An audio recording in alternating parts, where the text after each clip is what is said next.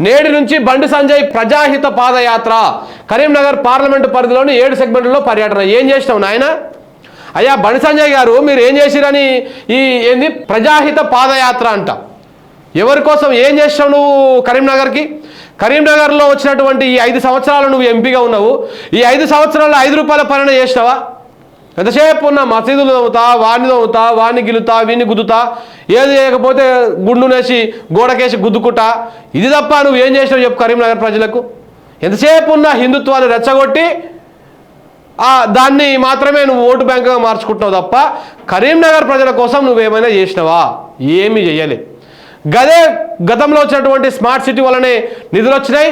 గతంలో వేసినటువంటి వినోద్ కుమార్ ఉన్నప్పుడు నిధులు వచ్చినాయి. ఎంతసేపు ఉన్నాడ కనపడతా ఉన్నాయి పనులు తప్ప ఈయన చేసినటువంటి పని అయితే ఇసువంతా కూడా లేదాడ కరీంనగర్లో.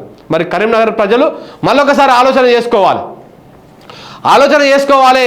ఈయన పాదయాత్రలు చేసి మళ్ళీ ఏదో డ్రామా చేసి ఇప్పుడు ఎన్నికల ముందు ఈ పాదయాత్ర దేనికి చేస్తూ ఉన్నాడు? మళ్ళీ ఓట్ల కోసం చేస్తూ ఉన్నాడు. ఇన్ని రోజులు గెలిపించిన పాపానికి ఒక్కసారి కూడా కనపడలే. కరీంనగర్కు ఏ విధంగా కూడా అక్కడికి వచ్చే పని ఒక్కటంటే ఒక్కటి కూడా చేయలే.